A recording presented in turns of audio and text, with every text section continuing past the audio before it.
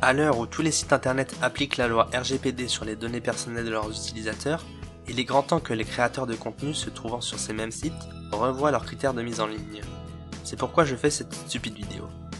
N'oubliez pas de vous abonner et d'activer les notifications pour être tenu informé de la parution de la prochaine vidéo stupide. Vous êtes stupide si lorsque sans raison apparente, vous vous prenez en photo pour l'envoyer à vos amis au travers de Snapchat, Facebook et autres réseaux sociaux. Vous ne pourriez pas plutôt envoyer une photo du bon café fumant que vous êtes en train de déguster? Ou de ce joli paysage qui s'offre à vos yeux? Hélas, je trouve encore trop dommage de voir ce genre de photos partout sur internet. Cela est stupide de préférer embrasser la voie du narcissisme et de faire votre plus beau sourire dénoué d'une véritable émotion à votre téléphone, plutôt que d'immortaliser des vrais moments, des bons moments, et pas quelque chose que vous pouvez voir tous les jours devant le miroir de votre salle de bain. Le pire, c'est que vous vous sentez stupide en prenant cette photo. Vous allez même en prendre plusieurs pour envoyer celle que vous trouvez la plus naturelle, celle qui augmente le plus votre ego. Alors certes, avoir un ego est une bonne chose. C'est utile afin d'avoir plus confiance en soi. Mais comme toute bonne chose, il ne faut pas en abuser.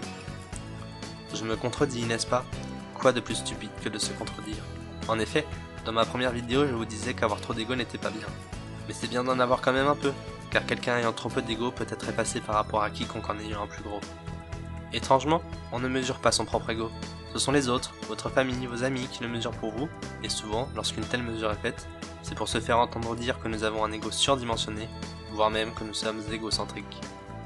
Pas étonnant si vous exposez votre fameux selfie sur les réseaux sociaux, en ayant pour but de récolter sous votre photo, comme l'était certainement votre objectif, un grand nombre de j'aime ou de jolis commentaires de personnes qui, le plus souvent, veulent tout simplement grappiller la même chose pour eux.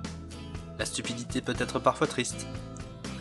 Mon conseil à vous tous, fanatiques du fameux selfie, est de briser la roue entravante qu'est la quête de reconnaissance et d'exhibition concernant la vie privée de chacun, et d'utiliser ces nouveaux médias pour partager des moments non orchestrés, des moments authentiques, dont vous vous plairez à vous souvenir lorsque vous regarderez cette photo avec vos amis, votre famille, vos amours. Voilà, c'était stupide pour vous servir. Si cette vidéo vous a plu, n'oubliez pas de mettre un like, et n'hésitez pas à me dire ce que vous avez pensé de cette stupide réflexion dans les commentaires. À la prochaine!